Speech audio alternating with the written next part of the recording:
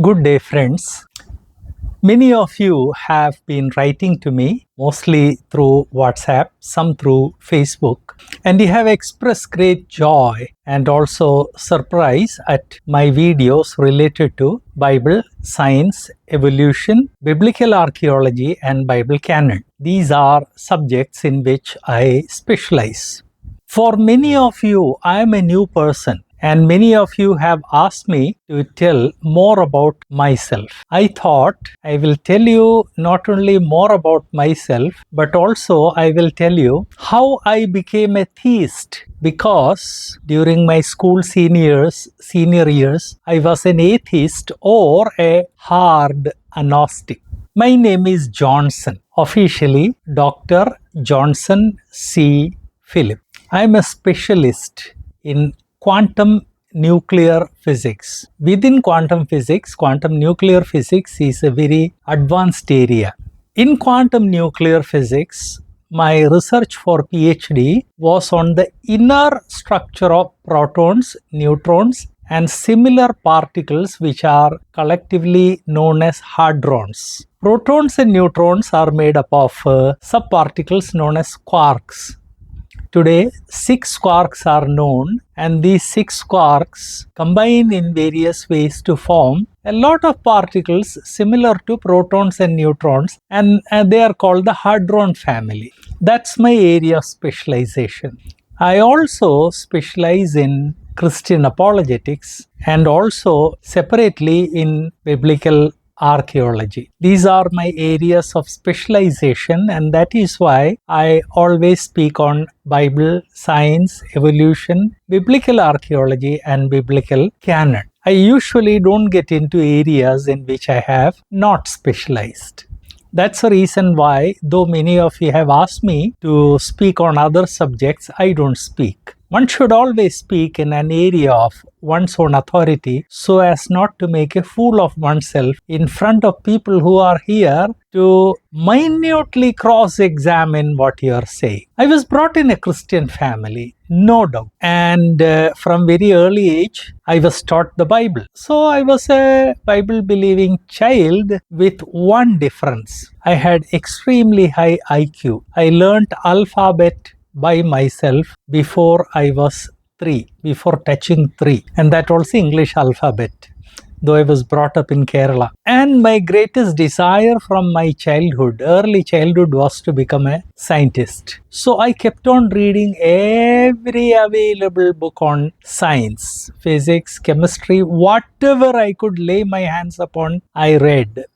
And please remember, almost every science book is written from an evolutionary perspective, from a perspective that there is no God and that everything happened by itself. By the time I reached the 8th standard, I had completely lost the faith which my parents created in me during my childhood. So I was a person without a faith. I kept on reading. I had access to a lot of reading material because of a number of super rich friends who had their own personal libraries, and also some individuals who had libraries. By the time I reached 11th, at that time Madhya Pradesh had only 11 classes, and then we went to BSc first year. By the time I reached 11th, the reading was so much and the influence of atheistic theories was so much that I became a hard-agnostic, which is almost like an atheist. So I can say that when I was in 11th, I was an atheist. Then when I went to BSc first year, somebody gave me a book, Bible and Modern Science. The book made me to think, but it did not make me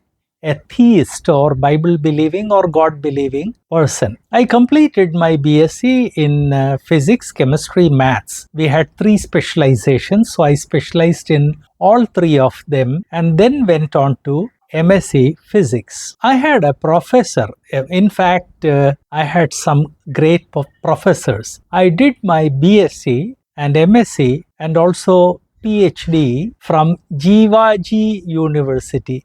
Jivaji University is in Madhya Pradesh, Gwalior, established by Scindias.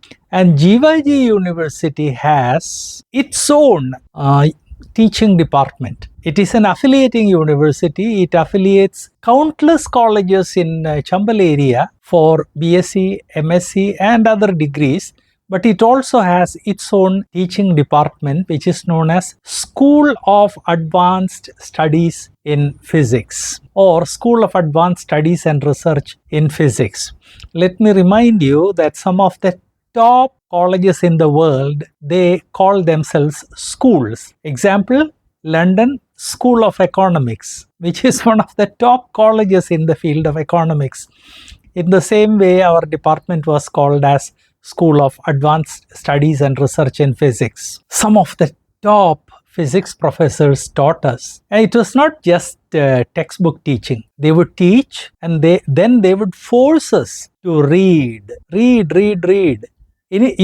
go to any professor and they encouraged going to them and asking of our doubts. So we used to go to them with doubts, and instead of giving a straight answer, he would say, go open such and such book, say Decker, read the 5th and 6th chapter, you will get your answer. This was teaching plus training. And in this way, they made us really top students in physics. And 4 of us friends entered into a pact and we bagged the 4 topmost rank in the university. So close were we. And so amazing was the academic atmosphere in our department. My professor, he was also a hard-agnostic, and he used to very critically examine our statements and he would ask us to think on those statements. So one day as we were having a seminar, it was an informal seminar. I said, a lot of people talk about God doing it. And my professor immediately said, do you believe in God? I said, sir, a lot of people say that God did it, but I personally believe that everything happened by itself, openly. And my professor he passed away recently, who was a hard-agnostic, he said, perhaps, Johnson, what you believe is wrong and what they say is right. I was stunned at hearing such a statement from my professor, the hard-agnostic. I said, sir, why do you say that? He said, Johnson, under me, you have studied the theory of probability in great detail. Tell me, what happens when matter and energy are left to themselves? I said, sir, according to the theory of probability, according to the laws of thermodynamics, according to every known law of physics, when matter and energy are left to themselves to interact by themselves, order always goes to disorder. He said, excellent. Now tell me, Johnson, is that a qualitative statement? Qualitative means without examining it mathematically. Or is it a quantitative statement? I said, sir, qualitatively also I am right. Quantitatively also I am right. Order always goes to disorder. He said, if order always goes to disorder, then how can you claim that all what you see in nature has happened by itself? It has come about by itself. I said, sir, I thought it has happened by itself, but now that you quiz me, neither qualitatively nor quantitatively, I can affirm it. I cannot affirm it. Sir said, okay, I'll give you a very small exercise. He said, living cells have chromosomes and chromosomes have genes. So Johnson, pick up a biochemistry book. Ours was a very rich library. Biochemistry book. Pick up a single gene and use your knowledge of statistical mechanics, your knowledge of probability, the mathematics of probability.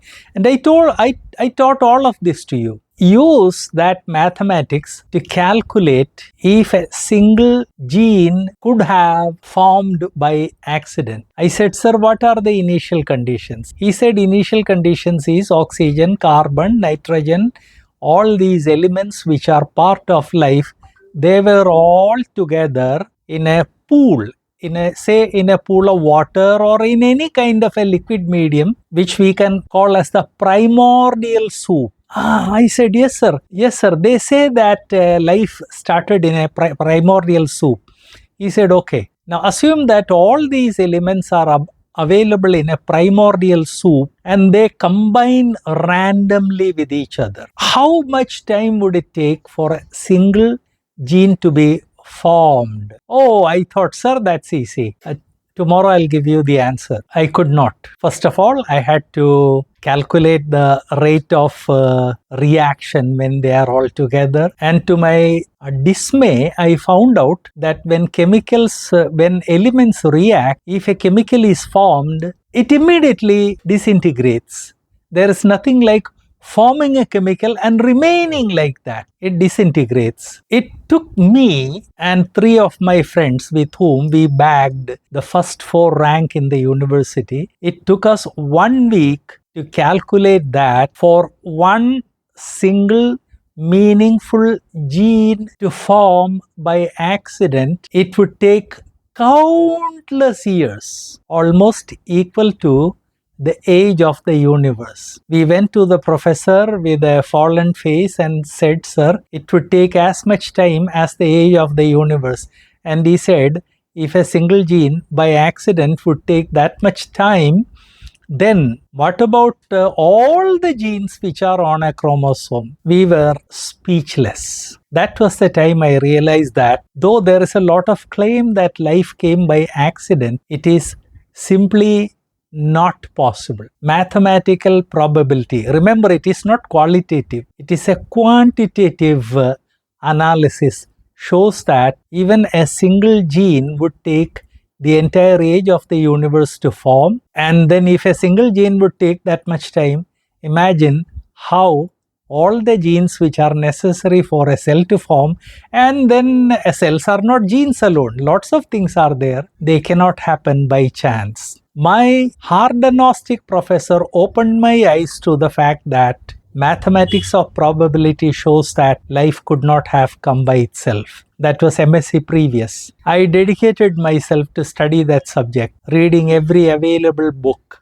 And as I said, we had an amazing library. And by the time I completed my MSc and by the time I went into PhD program, I realized that life cannot be the result of an accident. Life has to be the result of a proper planning by a super intelligent being. I also had a lot of doubts about fossils. They say that fossils prove that man has evolved. I had access to heads of departments in zoology and botany. I told you it was a center of excellence, and therefore all around us they encouraged us to study. I had long discussions with head of botany who was a polymath. I also had long discussion with the head of zoology, also with the head of the chemistry department. And it became very clear to me that though there is a lot of claim that fossils prove evolution, none of these great men could show me such fossils. They all had to tell me one thing: Johnson, it is a theory. It is a theory that life has evolved. It is a theory that there are fossils. But having gone into the depth of our subjects, we are unable to show you clear-cut fossils for the evolution of animals or the evolution of humans. That was the last straw. So within the first few years of my PhD program, I became a theist because my physics showed me that spontaneous evolution in a primordial soup is a myth. It is just an imagination. Exactly the way they write novels from imagination. Those novels look like real stories, but they are only imaginations of a writer. In the same way, chemical evolution, primordial soup, evolution in primordial soup is a myth, a mathematical impossibility. And then I came to realize that there are no fossils to prove evolution. Once these things became clear, I started studying what is known as teleology, design. And I realized that there is design everywhere that you look into the universe. I also started studying anthropic principle. The principle says that everything in this universe looks completely and perfectly designed for life on the earth. With that, I became a totally committed theist. Please remember, today I believe the Bible. I advocate the Bible. But since I was devoted to science. It is my science and my science professors who brought me to creation, doctrine of creation, who told me that evolution is not possible. That is my testimony, my friends. The moment I realized these things, I also realized that there were lots and lots of agnostics like me, and I decided to devote my life to help them. After that, it was countless years in research in physics. It took me more than 10 years of research to get my PhD in quantum nuclear physics. It is such a tough and fundamental field. I did all this so that I can stand bold and say, I am a believer in God. There is no fact of science which has ever challenged the Bible. And those who are listening to me, I want to tell you, my dear friends, every field of science, whether it be physics, chemistry, biology, they are made up of a lot of theories and a few established facts. Theories don't have a permanent existence, so they cannot be used to refute the Bible. As far as established facts of science are concerned, no established fact of science has ever gone against the Bible. Let me repeat that. That's a key statement. Theories, there are many, but they have no permanence. As far as facts of science are concerned, established facts of science, they have never ever gone against the Bible. Keep that in mind. Send your messages to me, and I need your special help. Atheists are spreading a lot of false propaganda. I need your help. You can do a few things to help me. This mission. 1. Please click a like for this video. Please post a comment, even if it is a brief comment. And please share this video. And on top of all that, please subscribe. Subscribe involves pressing the subscribe button, pressing the bell icon, and also after pressing the bell icon, choosing all. Please help us.